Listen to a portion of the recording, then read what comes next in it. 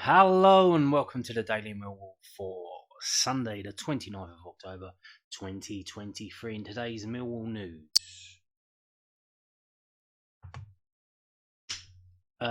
just a little piece about the Millwall manager. There's been loads of talk about that today, probably because there's not much else to talk about, but there have been other jobs opened up. I told you yesterday the QPR job had opened up. Well, today the Bristol City job has opened up. Nigel Pearson sacked for performance related, not because of his poor health. Certainly not because of that. Because that would be illegal to fire someone because they're sick. You need to put them on sick leave. But yeah, so what happened overnight was the prices of some of the candidates in the bookies were drastically cut. They came in quite a lot, and that was due to a Patreon post by Alan Nixon, reluctant Nico on Twitter, who basically put up a piece about Millwall's manager hunt, and then various other websites have used that and written articles about it to try and get some views and clicks. And here we are. I've clicked and I'm viewing, and you're viewing too. InsideFootball.com. Former Rangers boss Michael Beale speaks with club about vacant manager's post. Former Rangers boss Michael Beale has already spoken to Millwall about potentially taking charge at the club, according to journalist Alan Nixon. See, the thing is, we don't know who has or who hasn't had an interview. We can guess, and there are rumours, but we assume Michael Beale because he took that photo in St James's Park, not Newcastle Ground, the park in London. That's close to St James's Square, where there's an hotel where John Berylson used to stay when he came to London. Now I assume James Berylson's doing the same. But yeah. Beale was sacked by Rangers earlier this season following a poor start to the campaign at Ibrox and having been backed heavily in the summer transfer window. He's desperate to jump straight back into management, and the vacant post in Millwall appeals to the former Rangers boss. Beale spoke to Millwall about the post, but the Lions have yet to decide. They want to hold talks with Kevin Muscat, who was a contender for the Rangers job after Beale was sacked, but may find it tough to tempt him. Muscat is being offered a new deal with Japanese side Yokohama F. Marinos and could hope to stay in Japan. Millwall played out a 2-2 draw away at Watford in the Championship on Saturday. Lions are next in action next weekend when they play host to an informed Southampton side at the Den. So yeah, the thing with Kevin Muscat, some people saying we have spoken to him, some people saying we haven't, like they want to speak to him. Obviously, he's not out of work, he's at a club. What are the rules on that? Are they the same rules for the players? Because I know if you've got a player who has less than 6 months on his contract, him or his agent can start talking to other clubs about lining up a new job when his contract runs out. That's the rules that they brought in. That's why from you'll see from January players can start talking to other clubs, and that's why you often get players that come on loan, and then they'll get signed up at the end of that loan. So they'll go on loan in January to a club, and then they'll make the deal permanent in the summer when they can. You're effectively buying the player early, technically, but it's a loan. So can we speak to Muscat? Do we have to get permission from Yokohama F. Marinos, who are owned by Nissan? I don't know. If that is the deal, then we'll probably have to agree a compensation fee with them. Is that the thing that's going to deal a blow to the Muscat deal? Do we want him now? And are we not going to wait until January? Because J League ends in December, I think the 13th of December. So you think we could get him in December? And I said in the video earlier, that was like 11 games away. There's 11 games. So I think this probably now down to like 9 games. So you're going to have Adam Barrett for 9 more games? Or do you just want to manage out any manager? I think if Muscat is the option, we should wait. Probably not ideal, but if he is the option and he's worth waiting for, let's wait for him. Rather than just making a rash decision and getting Beale in. Also, as well as, so we've had all these managers linked with us because we were the only Championship job open. Since then, we've got the QPR job opening up.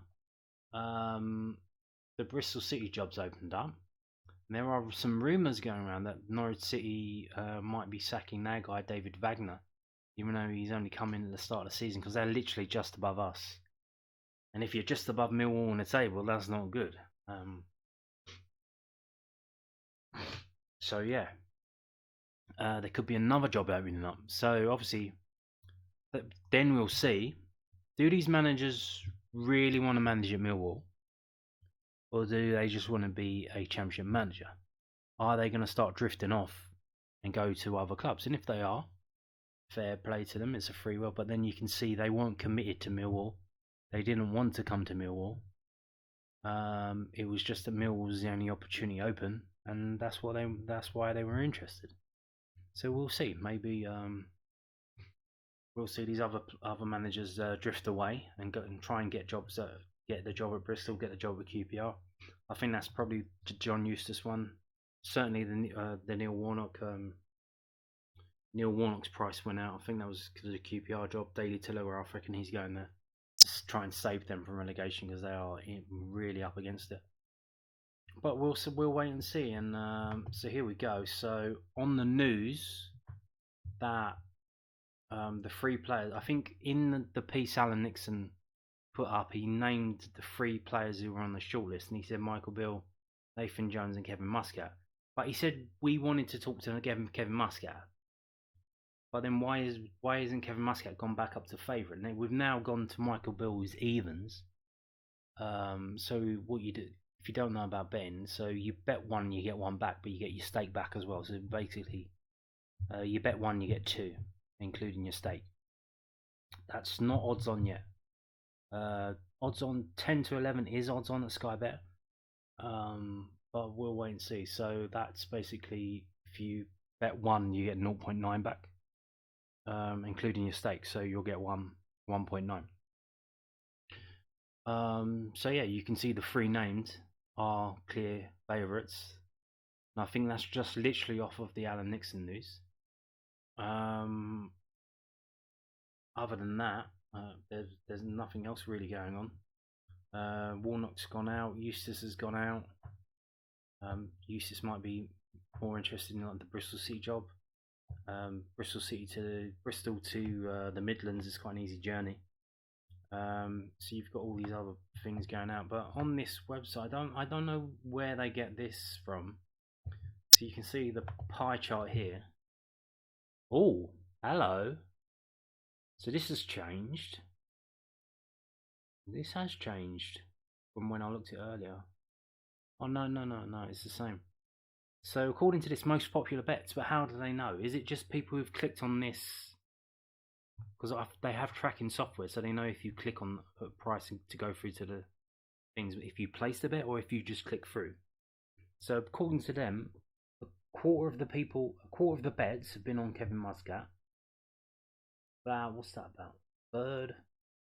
No, a 6. A 6 have been on Neil Warnock. A 6 been on Sol Campbell. A 6, just under a 6, has been on Emma Hayes. And like 15% has been on Michael Beale. And then, and again, another quarter has been on any other person. So, and that's like I said, how did they come by that? Is it just people clicking on the numbers above to go through to the website? Surely not the money that's been laid on it, but so it looks like, according to them, Michael Beale is the favourite.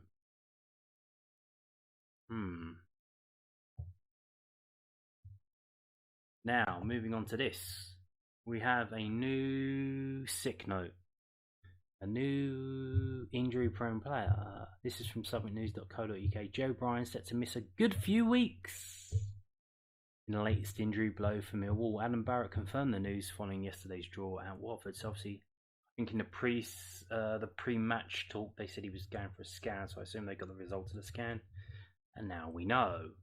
Joe Bryan will be out for a good few weeks. After picking up a groin injury against Blackburn Rovers, the fullback had a scan towards the back end of last week after limping out the 2-1 loss at the Den. Following Millwall's 2-2 draw with Watford yesterday, which Bryan missed, caretaker manager Adam Barrett confirmed that the 30-year-old will likely not be available for a handful of games. He said, Joe looks like he's going to be out for a good few weeks. I'm not 100% sure on the detail of the scan result, but unfortunately I think Joe's going to be out for a number of weeks with his groin issue. The news comes just as Bryan hit a strong patch of form, scoring against Hull City and being involved in the opening goals against both Hull and Blackburn. Bryan had missed 3 games earlier this season against Norwich City, Birmingham City and Leeds United due to knocks. He's now set to join Mill's injury list, which already contains the likes of Matija Sarkic, Duncan Watmore and Ryan Leonard. Sean Hutchinson was not able to be part of the matchday squad to face Watford yesterday, although he is back in training. But Kevin Nisbet did make his return after recovering from a hamstring injury issue. So yeah, we've got another one. Injured all the time. Yikes! Now, moving on to this one, which popped up. Don't normally cover things like this. Always a bit interesting. So, and it's a Sunday, so I don't have a lot to talk about. So, bring you this. Millwall and Swansea City pair join same club after summer transfer exits. This is from Club Pel Droid, the football club. Literally, that means the football club.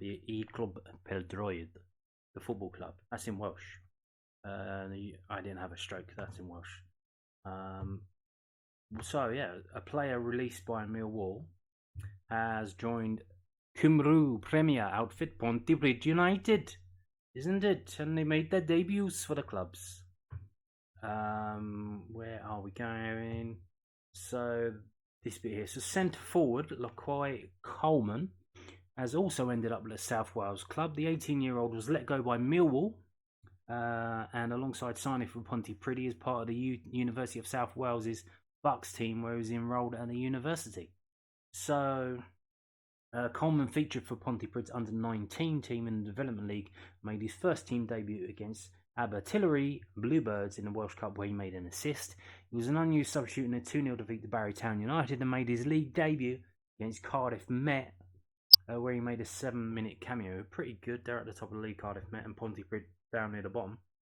But there you go. I'm just showing you this. So an 18-year-old gets released by Millwall. He says, you know what, I'm going to go to uni.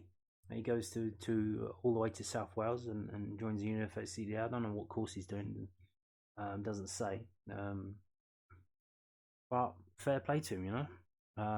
Just cracking on with life. And just so, obviously, football's a team game. Not everyone in the team is going to progress to the next team and the next team and the next team.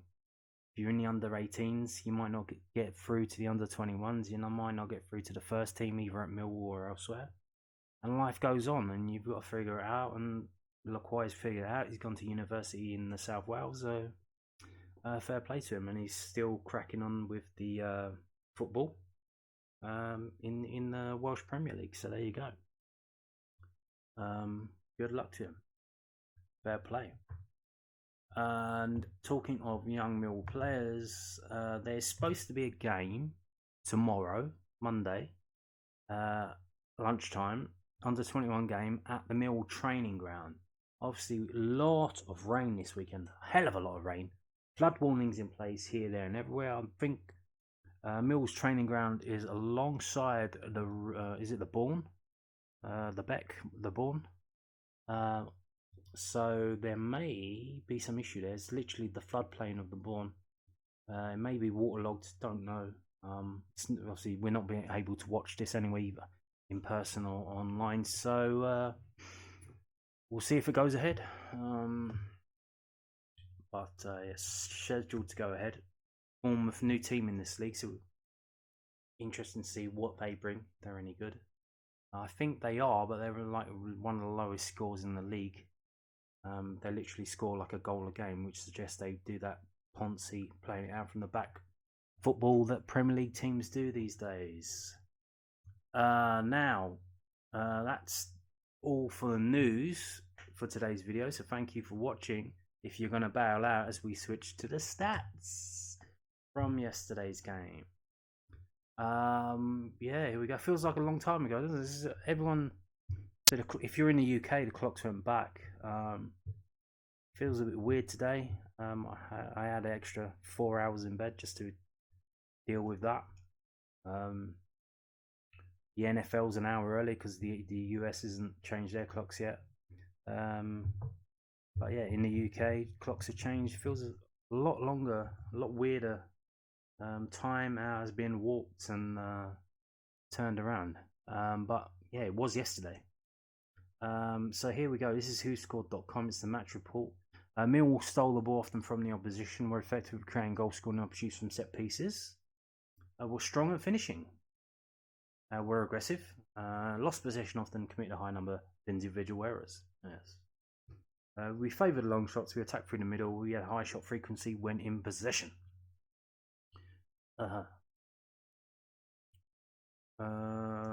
If we scroll down, so the attempts on goal: 19 to 11, 14 to 4 open play, 5 to 7 set piece, and that's 2. So we actually had a better conversion rate than them because we had 2 goals from 11 shots. They had 2 from 19. They were very busy creating chances, weren't they? They were mostly going down the left-hand side, and we were mostly going down the right-hand side. Shot directions. If it comes up, is it not going to come up? Oh, there it is. Shot zones. Yeah, a lot in this game in the 6-yard box, especially Watford. They were very insistent to get in that 6-yard box, weren't they? Half of our shots came from outside of the box. Action zones.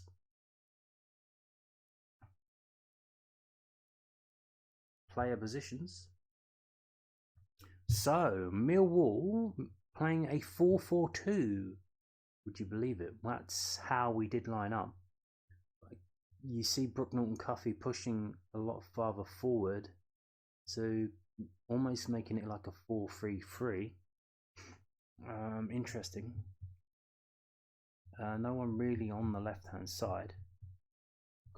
Honeyman tucking in quite a bit. This is his average position, although he was the first one off. So that may have been just in the first half. So you can see there.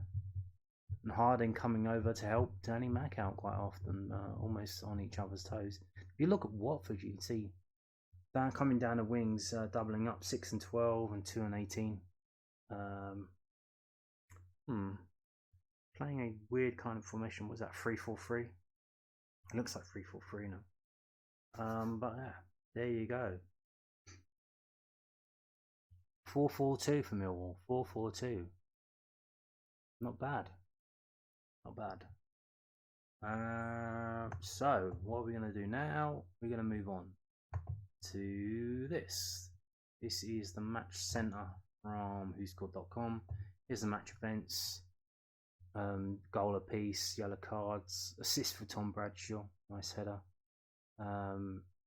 Subs, we made the first sub. They responded shortly after, and they brought on the geezer who would score the goal at the end of the game. Saville with an assist with his first start for a while. And we made more subs later on. 82. Casper Denor. Should we have taken him off? I don't know.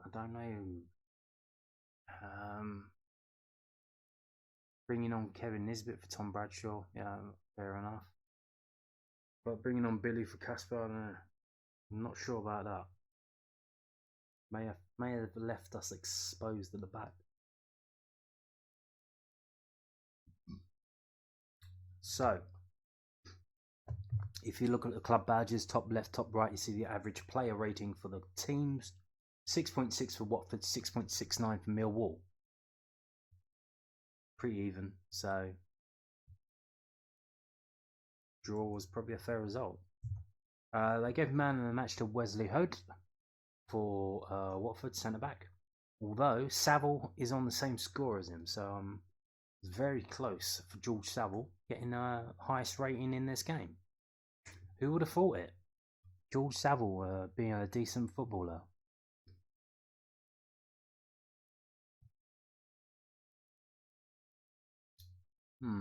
Okay, so let's go down. Their goalkeeper looks like he's got the lowest score on the pitch, 5.9. Okay. Total shots 19 to 11. Basically, everyone on their team had a shot except for Hode and Kone and the goalkeeper. For us, it was 11. Fleming had 4. Tom Bradshaw again, no shot, not a shot. Can you have a striker who doesn't have a shot? He had the assist that set Fleming up, but I mean,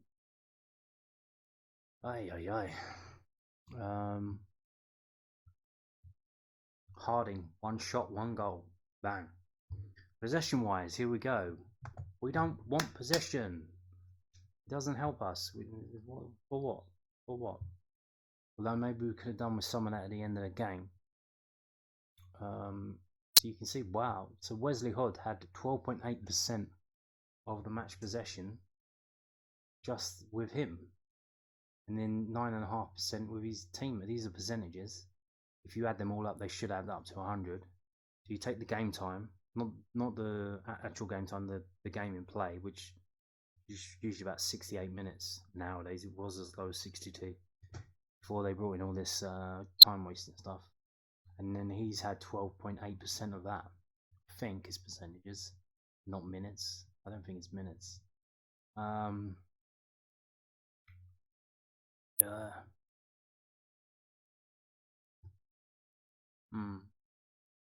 Okay.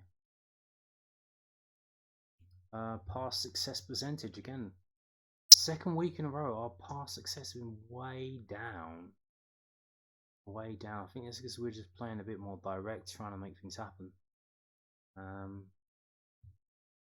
And rather than playing to each other, playing to feet, just be more direct. If they get the ball, they get the ball. As long as you're not exposed at the back, and you all have to huff it back, which is what seems to happen under Garrett. We will pass it around as we went forward. The whole team would push up. Someone would misplace a pass, and whoops, we're in shit creek because everyone has to run back because we overexpose ourselves because we had possession of the ball in the opponent's third of the pitch. Interestingly, so you've got 2 of their players on 100%, I'm sure, or 4 if you count the subs. I'm sure that's on very low numbers. But yeah, but again, Denor 82. Dribbles 10 to 7. Not Norton Cuffy there. Aerials 1, 18 to 23. So we did win the aerials, but more than them. Everyone on the team except for Cuffy and Honeyman winning an aerial. Tackles by and far way more tackles than them. Obviously, if they're having 19 shots, they're doing a lot of attacking. We have to do a lot of tackles. That's how it goes, and I think our defence kind of prefers doing that than doing possession-based kick it around football. Let's get the defence defending and the attack attacking. So here we go. You got Saville there, 5. Honeyman 7. So Honeyman with the most tackles on the pitch. Obviously he comes off. You got Denor with 1. So maybe if Denor wasn't tackling, maybe it doesn't matter. He came off. Corners 7 to 2. Dispossessed. So having the ball taken off of you. There you go. Now moving on to this. Basically a list of what we've just seen and a bit more. So obviously Watford had 19 shots. How many of them shots was actually on target? 6. So 19, 6, 2. So it seemed they were being a bit impatient and just shooting willy-nilly because they couldn't break us down. But they did end up getting the 2 shots from the 6 on target, which is better as it has been on the bar. It's usually 50%. Like if your team would have 4 shots on target, they would get 2 goals. This time it's 6 and 2. So that's a lot better. In terms of Millwall, how many shots did we have on target? So we had 11 shots. How many were on target? 4. Now this is good. 11 shots, 4 on target, 2 goals. Push. 50% of the shots on target were goals. And that's why their goalkeeper's got a low rating of 5.9. So let's sort out by rating. 7.42 for George Saville. How much did he miss out on being the highest rated player in that game? If we can sort by rating, it's the same. So I'm going to say that George Saville got the highest rating in that game because he did. He literally did. I don't know why they gave it to the other guy, but probably because he had 125 touches of the ball. Holy shit. Which is probably about as many touches as 3 Millwall players combined. So yeah, the highest rated players for Millwall: 7.42 George Saville, 7.33 Zion Fleming. Obviously he got the goal. Wes Harding got the goal, 7.16, and then Tom Bradshaw 7.03. So it looks like if you get an assist or a goal, that boosts up your score. So in 81 minutes of football, Tom Bradshaw had 13 touches of the ball. No wonder he didn't have a shot on goal. Damn. But he did get the assist. Look, he did get the assist. So touches the ball, Bizema, who cares? Fleming 62, Murray Wallace 55, Jake Cooper 54, and then the other defenders, and then it's George Saville. Offense, we've already seen that. Will it load? Who knows? Yeah, it did load. We had offside, one offside, Tom Bradshaw. Defensively, who did what defensively? George Honeyman 7 tackles, Danny McNamara 5, George Saville 5. So you got 2 non-defenders having the most tackles in that game, namely George Honeyman and George Saville, but then Danny Mac with 5. So there you go. He was very busy. As you saw on the previous screen, Watford were mostly going down that side of the pitch. Interceptions, who leads that? Only 3. McNamara, Harding, Denor. Clearances. All of the defence, including the goalkeeper, topped the list. Cooper 6, Harding 5, Murray 5, Danny Mac 4, Bart 3. But then, guess who? George Saville. Block shots. Only 3, so that suggests that Watford's shots were mostly off target. Because if they had 19 shots and, what did we say? 7 on target, that suggests they mostly had a lot of shots off target. Because only 3 of them were blocked. So yeah, there again another only 3. Passing wise, who had the most passes for Millwall? Jake Cooper and Murray Wallace, then Zion Fleming, then Wes Harding. Passing accuracy, Denor Longman when he came on. So he came on 81.8 off of 11 passes. So he had the same accuracy as Denor. Interesting. Crosses and accurate crosses, not a lot of crosses. George Saville 4 and 2. Denor 2 and 1. Heyman 2 and 1. Bugnall and Cuffy only 1 cross. So all of those dribbles, all of that running down the wing, only 1 cross. Long balls and accurate long balls. 22 and 5. Harding 11 and 1. Danny Mac's not bad, 5 and 4. Actually pretty good. So yeah, there you go from whoscored.com. We're now going to finish by looking at proper stuff now. Right, so if you look in the middle, you'll see XG, and under that it says 2.1 to Watford and 0.9 for Millwall. Watford had a lot of chances, a lot of poor quality chances, mostly off target. But the 2 goals that they scored, I think, were inside the 6-yard box, and we can confirm that if we go down all the way to the list of shots, and if we look at the goals, you can see their goal at the end 6 yards out. Millwall's goal is 7 yards out. Their first goal 8 yards out, and Millwall's goal 8 yards out. So all of the goals were scored within 10 yards of the goal. If we go through, you can see here off target, off target, off target, off target, blocked, off target, loads of off target. So poor shooting from Watford here, and a few from Millwall as well. Millwall in the 63rd minute, 65th, 68 off target from 25, from 21, from 32. Just taking seemingly long pot shots. Maybe they were told after the goalkeeper's errors that maybe he's a bit prone to that. They were taking long shots from quite far away.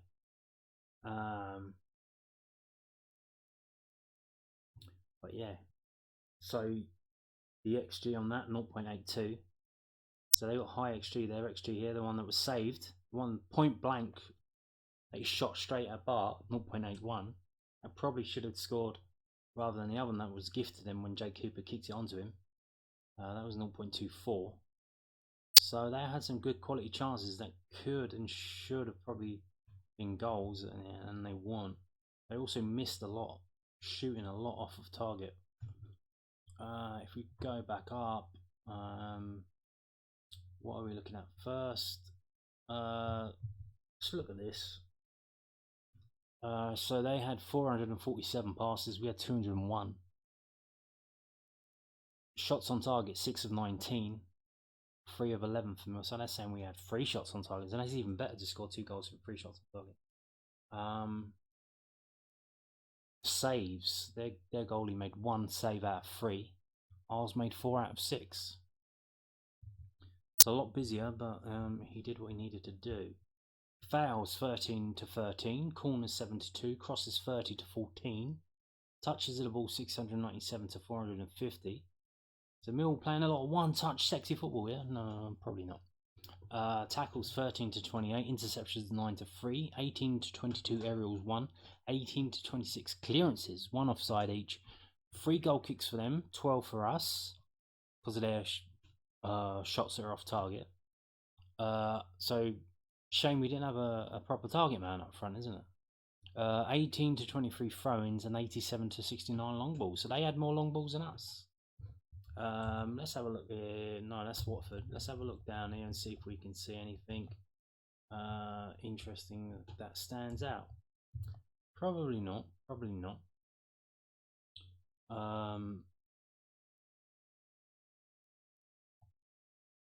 So we've seen the shots and shots on target.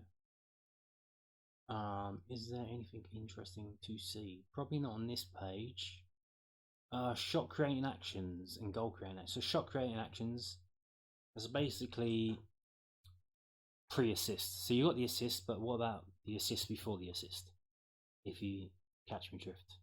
And you've got Brook Norton-Cuffy with 4 of them, Casper North 3, George Savile with 3. So these are the players who are trying to make things happen higher up the pitch. Take-ons, trying to dribble past someone, attempts and success. Fleming 3 and 1, Norton-Cuffy 9 and 5. So it was literally give it to Norton-Cuffy and tell him to get out the pitch, which probably explains why. If you look at the highlights, you'll see Zion Fleming running back to that right hand side to cover, rather than Norton-Cuffy. Norton-Cuffy being used as an out ball in that game.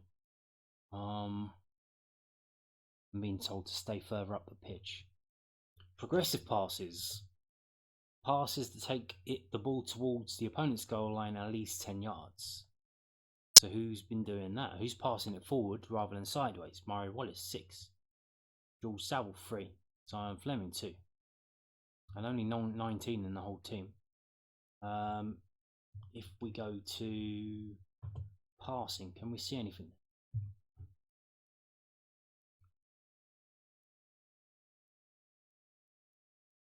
Okay, so Kevin Nisbet very busy when he came on. 9 minutes on the pitch, 4 passes, 3 completed, for a distance of 32 yards. This is the thing, so you see passing, but obviously passing sideways and passing forward are totally different things. So we've got this. So who passed it the most in terms of distance on the pitch? And you can see here, Murray Wallace 570. But progressive distance, because progressive means progressing towards the opponent's goal. Look at Bart, obviously because he's kicking it along, 347 out of 352. But in terms of the players on the pitch, again, I think it's the defenders pumping it along, really. Oh dear. Again, sideways Billy Mitchell, 43 yards of passing, none of it was forward. Not a single yard was forward. Though Kevin Nisbet, obviously, but he's literally the point man. He should be the farthest player forward. So if he gets the ball, he holds it up, he passes it backwards to our goal towards someone who's there. But Billy Mitchell is in the middle of the pitch. And he passed it 4 times for 43 yards. 3 of them were completed. And it was all backwards. None of it was towards the opponent's goal. And then you can see here short passing, long passing, and the accuracy. So Wes Harding very accurate on medium passes, half and half on short passing, which is kind of worrying. And then, but really atrocious on the long passing, 2 and 10, only 20%. So there you go. There you go. Interesting to see it all broken down here. Yeah. Pass types. So dead balls. Who's taking the dead balls? Danny Matt, Bryan Wallace, and then I guess further up the pitch, Fleming and Saville. Oh, you can see who took the free kicks. Crosses. Throw-ins. Who was taking the throw-ins? Danny Mack, Mario Wallace, Zion Fleming. Kind of wasted. Obviously interesting when Ryan Leonard was in the team that he would take the long throws and Zion Fleming would be in the box, and that's probably where you want him to be. But it's a shame he's taking the throw-ins. But who else can do it? Who else can do it? I don't know. So the corner kicks. Obviously, we're giving that game the other day. George Honeyman and George Sauer, their corner kicks were pretty decent. Shame we only got 2 in the whole game. We had an outswinger from George Honeyman and we had an inswinger from George Sauer. Defensive actions. Tackles, but where? So George Honeyman with his tackles, 7 tackles, 3 of them were 1. 2 in the defensive third, 2 in the middle of the third, and 3 in the attacking third. So, literal terrier all over the pitch, getting stuck in.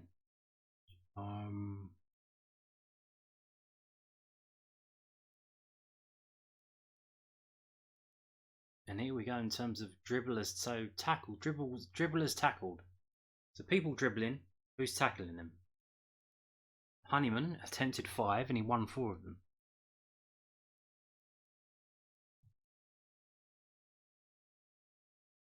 So there you go. Pretty good numbers there. Danny Mack 7 and 5.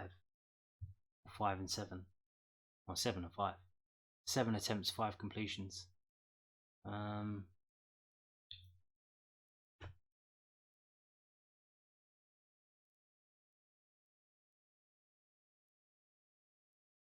Shots blocked. You can see here Cooper, Harding, McNamara. Blocked by standing in its path, just blocking a pass between 2 Watford players.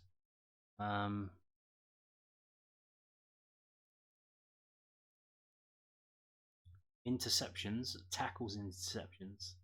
You tackle them and you take the ball off of George Honeyman 7. George Saville 5. Nice. Okay. Possession.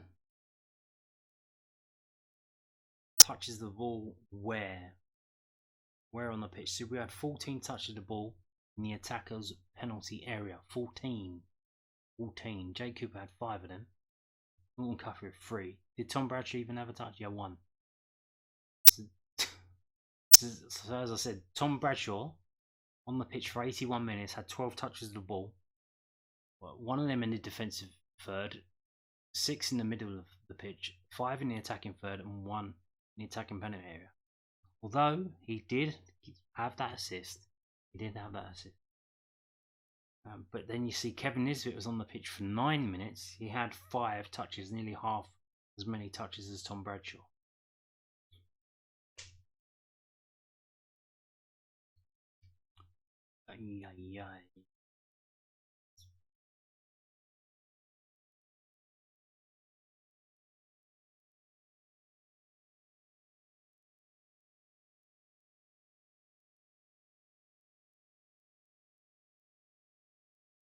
Okay, I think we're nearly there.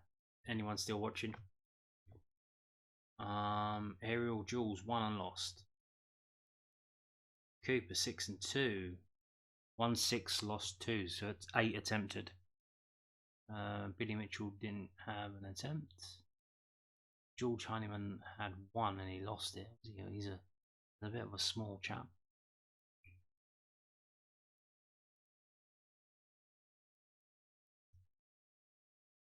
George Saville 1-3, that's 100%.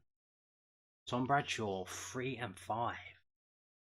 3 and 5. Kevin Nisbet 2 and 3. Again, Kevin Nisbet on the pitch for 9 minutes. Obviously, at this stage, Millwall just probably pumping it along to get out away from their goal. 2 and 3. But like I said, it's just a shame we either can't have a target man, or we can't bring a target man off the bench just to see games out. Hit it along to him, get him to take it into the corner, see the game out. But there you go. Let's have a look at what Bart did. As I said, 6 shots on target against, 2 goals against, 4 saves. That's 66.7. That's better than he's been going when he's been really bad, which is 50%. Considering they had a lot of shots and most of them are off target.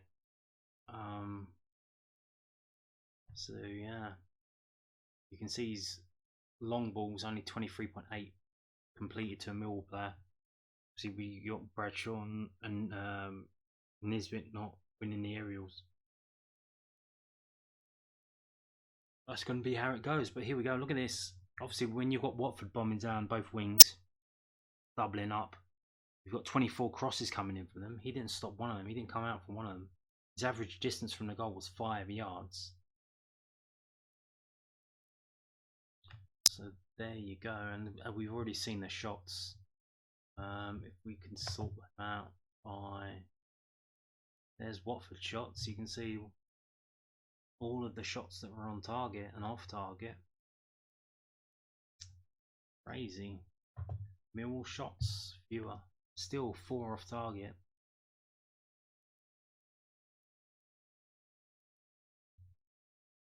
So yeah, I think that about sums it up. And on that note, thank you for watching and goodbye.